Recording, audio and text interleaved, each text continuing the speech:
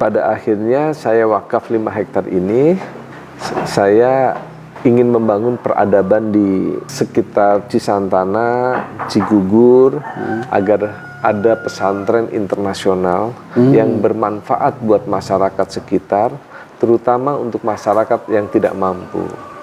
Ya, kami sih pesan kepada pesantren Darul Tauhid, kebetulan AA Agim, ya semoga antara 10-30% untuk bisa sekolah gratis bagi warga yang tidak mampu, khususnya anak yatim.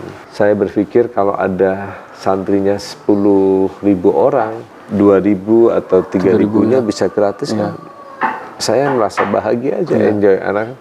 Siapa tahu anak-anak ini kelak jadi ulama, jadi dokter, jadi pejabat, jadi wartawan kayak Kang Opik kan. Saya bisa merasakan senyum aja bahagia. Iya betul. Jadi bermanfaat lah buat masyarakat.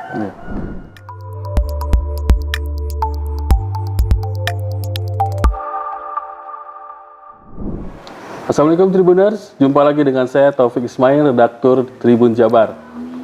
Saya tidak sendiri Tribuners, hari ini saya bersama dengan Pak Haji Rohmat Ardian. Selamat siang Pak Haji. Selamat siang Kang Opik, selamat siang Tribuner yang saya cintai. Ya. Tribuners, Pak Haji Rohmat Ardian ini adalah seorang pengusaha. Di Kuningan dia pengusaha terkenal lah, mungkin bukan di Kuningan saja, namanya sudah jauh sampai terdengar sampai di Indonesia. Hari ini kita akan menggali lebih dekat dengan Pak Haji Rohmat Ardian mengenai bisnisnya dan juga mengenai pencalonan dirinya sebagai anggota DPR RI. Pak Haji Rohmat asli orang Kuningan ya? Ya, saya sudah lama tinggal di Kuningan dan saya betul-betul mencintai Kuningan. Pak Haji Rohmat, perjalanan bisnis Pak Haji Rohmat seperti apa sih? Tiba-tiba orang mungkin mengenal Pak Haji Rohmat sekarang setelah punya rumah sakit, punya kafe, punya rest area dan segala macam. Tapi perjalanan bisnisnya awalnya seperti apa nih Pak Haji Rohmat? Iya, terima kasih Kang Opik. Assalamualaikum warahmatullahi wabarakatuh. Ya, alhamdulillah tahun 96 saya memulai bisnis dan tahun 96 ya sebelum krisis moneter, zaman itu adalah zaman yang masih susah buat saya karena harus belajar keras. Ya, saya memulai usaha dengan menjual alat tulis kantor, ya ATK di koperasi-koperasi mahasiswa di Universitas Jayabaya, di Trisakti. Ya, ada beberapa toko yang saya isi dari ATK karena pada waktu itu saya berpikir selain sebagai mahasiswa, sebagai aktivis, saya harus memiliki kemandirian ekonomi. Itu berarti Pak Haji istilahnya nyari ATK di tempat lain terus dimasukin ke koperasi-koperasi itu gitu? Iya, jadi waktu itu kebutuhan koperasi mahasiswa tidak hanya kantin ya, tapi saya membaca sebuah peluang bahwa mahasiswa ini butuh alat tulis kantor, ya pulpen, kertas, buku, ya dan lain-lain. Sehingga saya beli di Mangga 2 di ASMK, saya mulai jualan di situ dan lumayan untungnya. tahun 96 saya sudah mahasiswa, saya sudah punya penghasilan per bulan pada waktu itu antara 2 juta sampai 3 juta. Udah bisa membiayai untuk hidup sendiri lah gitu ya? Iya, dan bisa membantu teman-teman saya. Iya. Itu ide awal mulai bisnis itu karena melihat kesempatan atau ada juga orang lain yang menginspirasi Pak Haji Rohmat? Ya kakak saya ini pengusaha, ya pengusaha besar, karyawannya ada puluhan ribu juga, dan berbagai jenis usaha, dan menjadi inspirasi buat saya. Saya pengen seperti kakak saya. Yang kedua, saya juga dapat bantuan pada waktu itu dari sebelum jadi istri pacar saya, ya saya dapat pinjaman uang 3 juta juga pada waktu itu, dan buat saya menjadi motivasi bagaimana saya harus mengembalikan uangnya dan saya bisa menepati janji. Kalau nggak dikembalikan bisa gawat juga. Gawat. Terus setelah lulus kuliah pulang ke Kuningan, Pak? Iya. Saya selesai kuliah tahun 99. Ya, itu pun karena saya sambil bisnis, skripsi saya dibantu sama kekasih saya nih untuk menyelesaikan, termotivasi. Saya lama kuliah 6 tahun. Ya, dan memang tapi tahun itu saya sudah punya karyawan. Tahun 99 saya udah punya karyawan kurang lebih sekitar 10 orang. Iya. Dari bisnis ATK itu atau ada bisnis yang lain? Dari alat tulis kantor, ada pengembangan lagi ke souvenir, ke elektronik, ya, kemudian ke kebutuhan untuk baju. Saat itu Puspita Cipta Group sudah berdiri, Pak Haji? Iya, awalnya namanya UD Puspita. Oh, UD Puspita. Puspita itu diambil karena bentuk kecintaan saya kepada kekasih saya. Oh, ini biar inget terus itu. sebagai bentuk keseriusan saya untuk menikah. Biar dapat restu dari mertua. Wah, triknya bagus juga nih, Pak. Ya. Dan alhamdulillah pada waktu itu karena saya serius, sungguh-sungguh, ya, akhirnya mertua juga ngasih pinjaman juga. Karena mertua saya ini pengusaha. Jadi kakak pengusaha, mertua juga pengusaha, jadi punya beberapa referensi lah. Ya. Terus jatuh bangun usaha Pak Haji Rohmat ini seperti apa sih? Orang mungkin ngelihatnya ya udah kecil gede aja gitu sekarang. Apakah ada jatuh bangunnya, ada suka dukanya, atau suka terus gitu nggak ada dukanya gitu? Waduh, luar biasa Kang Ompik. Zaman segitu saya bekerja sendirian, saya tidak memiliki karyawan. Jadi saya bawa alat tulis kantor, ya bawa souvenir ini pakai karung saya panggul tuh. Panggul karena bawa ke bis ekonomi ya, karena pakai bis patas mahal. Kemudian saya jual ke sekolah-sekolah, ke kampus, ya, ke toko-toko. Saya jadi sales, bawa motor. Tapi saya enjoy, saya bersyukur, saya sehat. Saya sangat bersyukur terhadap hidup saya. Terus usaha berkembang.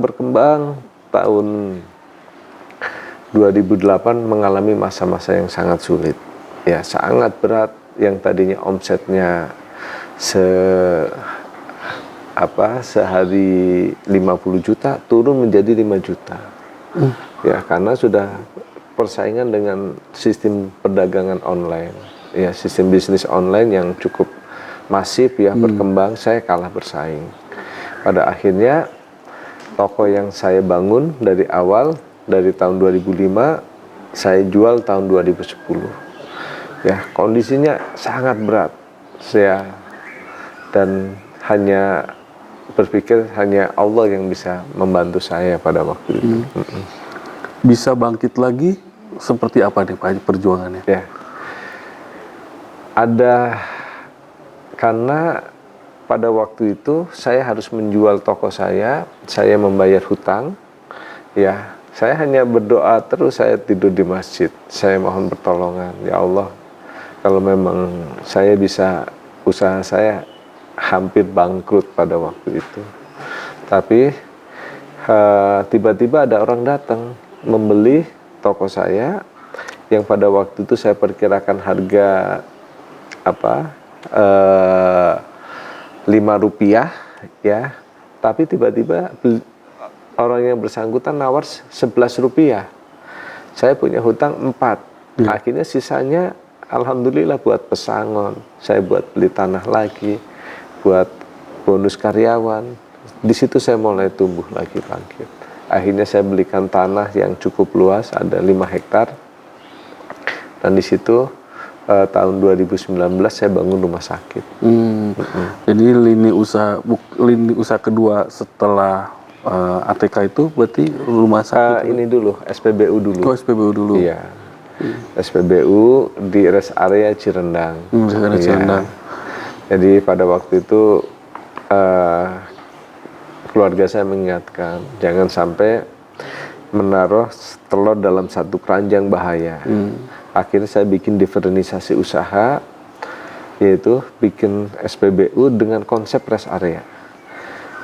Karena kalau hanya SPBU saja berat, maka saya harus melengkapi dengan ATM, dengan minimarket, dengan UMKM. Alhamdulillah di SPBU Rest Area Cirendang ini ada 30 UMKM yang sampai sekarang bertahan. UMKM Kuningan? Iya, UMKM Kuningan dari tahun 2007. 2007. Jadi memang selain mengembangkan lini usaha milik Pak Haji, juga Pak Haji mensupport UMKM Kuningan ya, supaya mereka juga bisa maju dan memberikan tempat di rest area itu ya.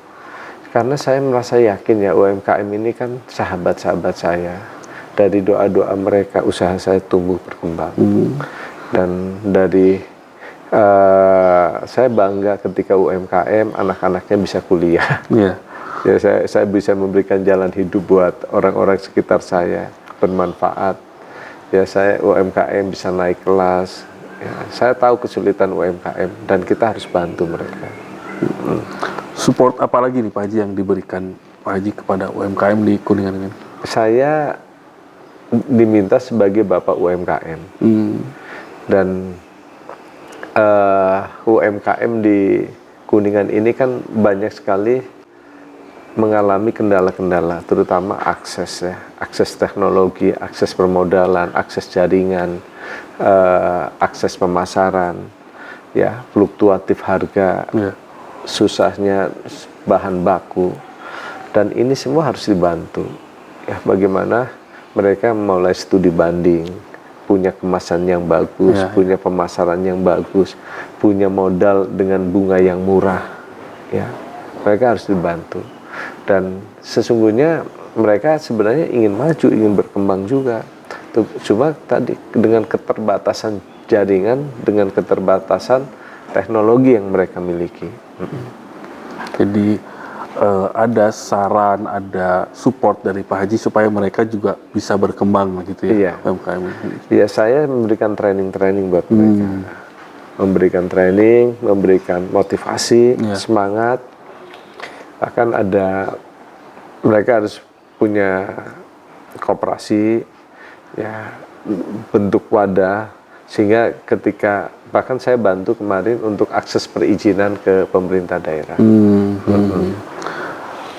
Kalau Pak Haji Ardian sendiri ini melihat potensi UMKM apa sih yang paling besar gitu di Kuningan ini?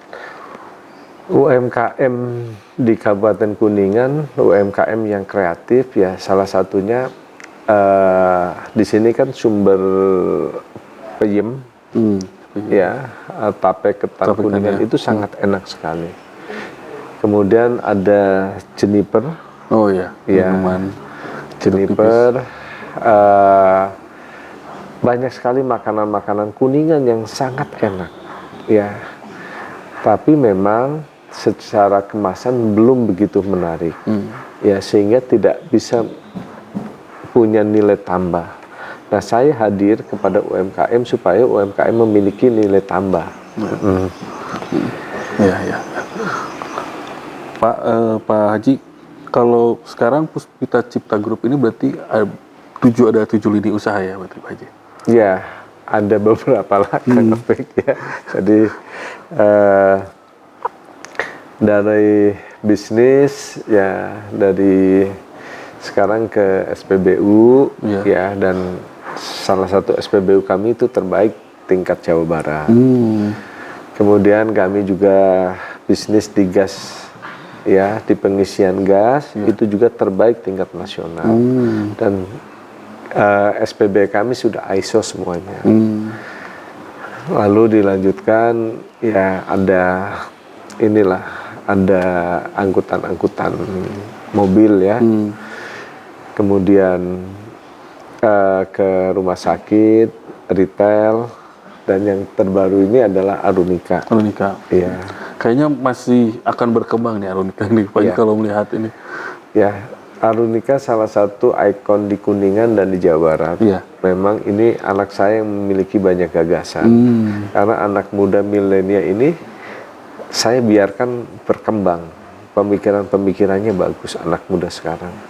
Dan saya salut lah memiliki diferensiasi gagasan, memiliki keberanian, memiliki keuletan, ketekunan ya. Iya. Sehingga Arunika ini cukup fenomenal buat kami ya. Banyak dikunjungi tidak hanya di wilayah 3 Cirebon, Iya, tapi juga dari Bandung, dari Semarang, Jakarta, ini banyak sekali pengunjungnya. Konsepnya udah kena kayaknya nih di Iya. Arunika ini. Iya. Jadi kalau dari dari beberapa lini usaha ini berarti sudah menyerap tenaga kerja berapa ribu orang Iya. estimasinya? Ya, hampir 2.500. 2.500. 2.500. Itu tidak hanya di Kuningan kan, memang Iya, tersebar di beberapa mana-mana kota.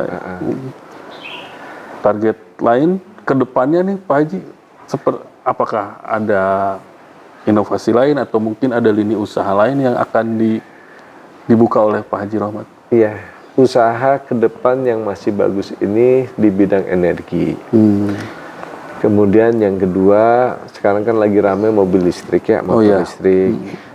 Yang kedua di bidang pangan ya. Ya,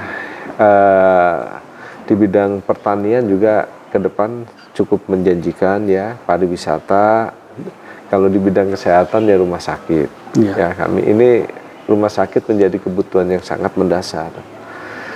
Nah, yang terpenting bagi saya dengan saya bisa bermanfaat untuk sesama, ya, untuk menolong sesama, berguna, bisa di Palutungan ini bisa menciptakan lapangan kerja, pemberdayaan ekonomi lokal, dan peningkatan PAD buat Kabupaten Kuningan. Jadi saya happy menjalani ini, karena kalau uang kita disimpan di bank, ya nanti ekonomi nggak berputar. Ya, padahal pengangguran di Kuningan cukup besar, yaitu 11%. Dan ini menjadi perhatian saya sangat khusus bagaimana kita hadir membantu kesulitan masyarakat.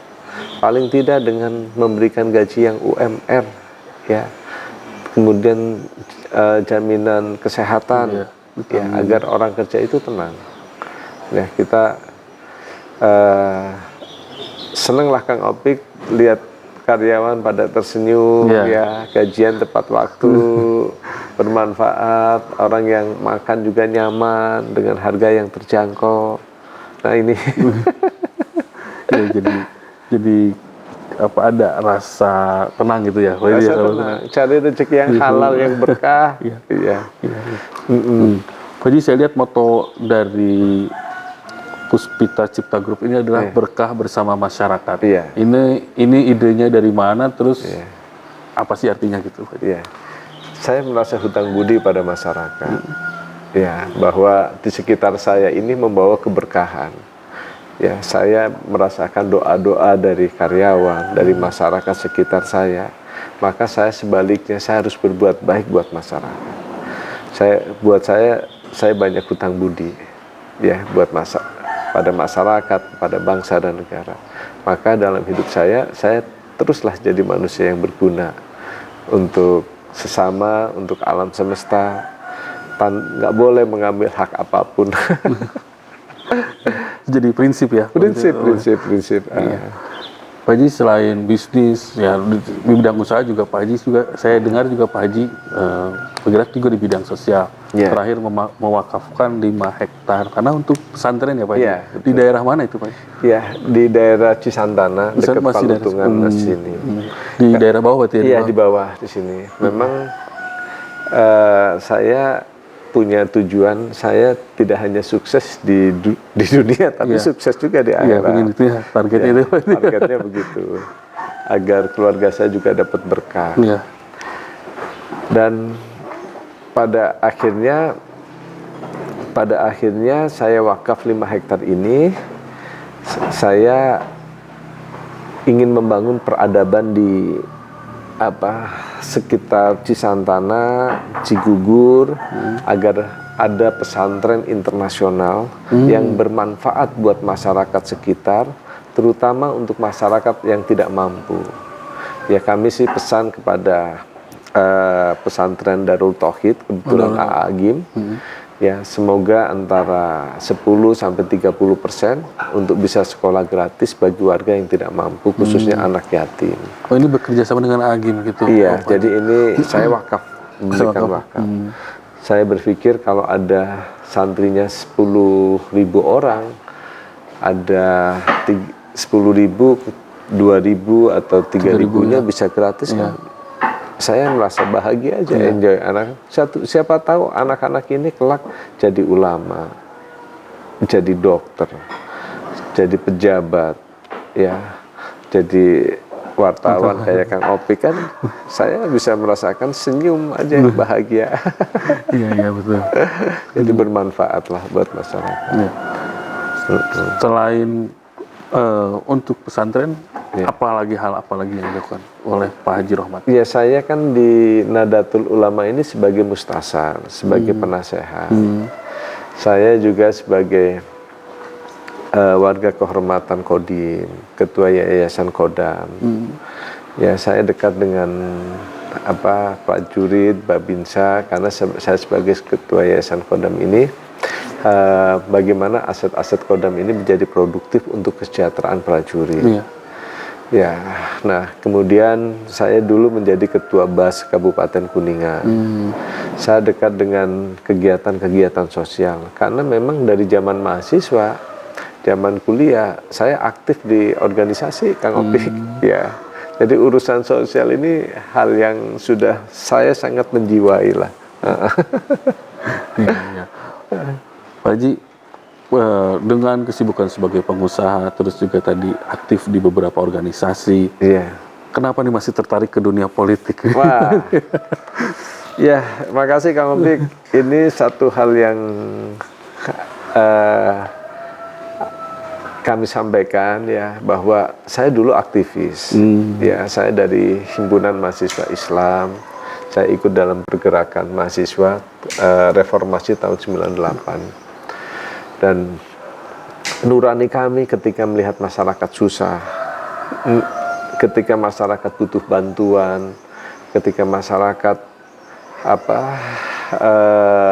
untuk berobat aja susah, untuk makan susah, untuk sekolah susah, pertanian juga pupuknya susah, ya akhirnya batin kami itu nangis ya. Saya harus berbuat sesuatu. Dalam hidup saya, pada akhirnya saya pengen jihad di bidang politik. Saya jihad bagaimana saya memperluas kebaikan. Saya harus jadi manusia yang berguna betul-betul. Dan akhirnya keluarga saya merestui ya kalau niatnya itu. Karena di politik ini bukan nyari uang, bukan nyari kekayaan. Kalau mau nyari kekayaan ya di bisnis. Jadi pengusaha ya? Jadi pengusaha. Di sini kita adalah untuk memperluas kebaikan, ya. Dan cita-cita kami ketika satu saat bisa di DPR, kami tidak akan mengambil hak rakyat sepeser pun. Dan bahkan gaji saya ya buat rakyat. Itu terbersit untuk terjun di dunia politik tahun berapa kira-kira? Belum lama lah ya, sejak saya jadi warga kehormatan Kodim, saya keliling bersama bersama Kodim ini bakti sosial, kegiatan ke masyarakat ya. Saya melihat banyak sekali masyarakat yang susah, dan itu istri saya juga melihat, waduh ini sih memang kita harus membantu masyarakat. Jadi karena mengharapkan CSR dari perusahaan aja tidak cukup.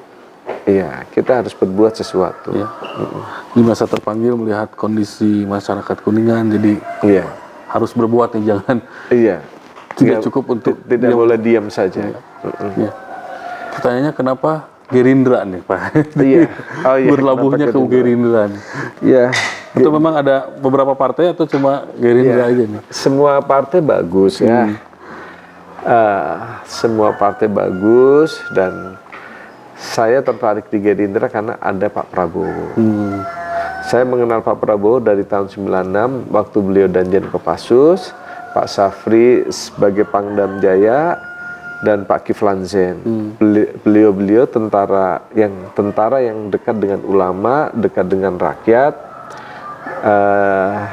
dikenal sebagai tentara hijau. Dan Pak Prabowo memang sebagai pemimpin dan negarawan, beliau selalu mengkader anak-anak muda untuk punya mimpi, punya gagasan. Dan saya pernah dikader sama Pak Prabowo. Dan saya sebagai seorang Nadatul Ulama, Nadiyin, bahwa kata Gus Dur, orang yang paling ikhlas di Republik ini adalah Pak Prabowo. Ya, Pak Prabowo negarawan, hatinya ikhlas, ingin berjuang buat rakyat. Jadi itulah yang menjadi inspirasi kami. Dan Pak Prabowo memiliki kemandirian ekonomi, tidak diatur oleh siapapun.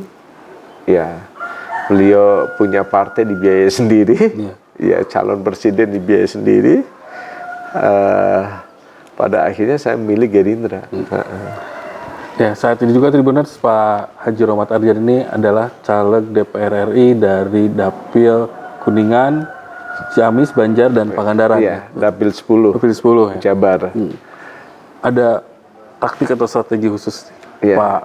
Pak Haji biar supaya Pak Haji juga bisa melenggang ke Senayan nih, seperti apa ada? Iya, Kang Opik, makasih. Saya diberikan kepercayaan nomor spesial dari Partai Gerindra, saya bersyukur.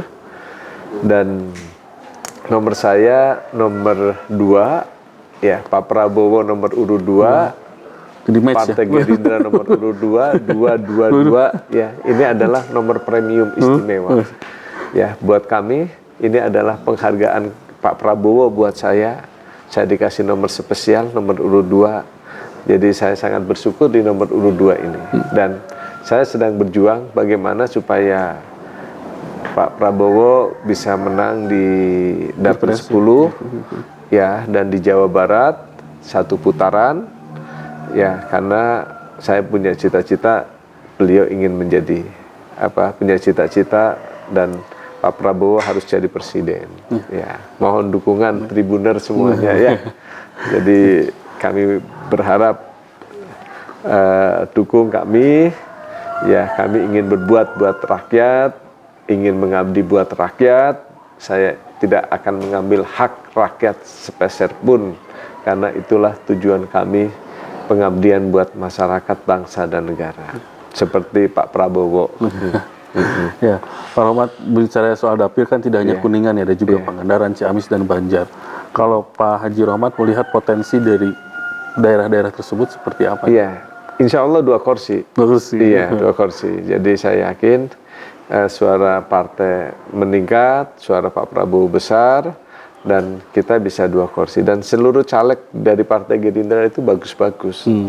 Baik RI-nya, provinsi maupun kabupaten ini sangat bagus lah. Ya, orang-orang yang punya potensi, orang-orang yang ikhlas, ingin berjuang buat rakyat. Ya, satu lagi mungkin Pak Haji Rohmat. Pesan-pesan atau closing statement nih dari Pak Haji Rohmat untuk Tribuners semuanya nih. Iya.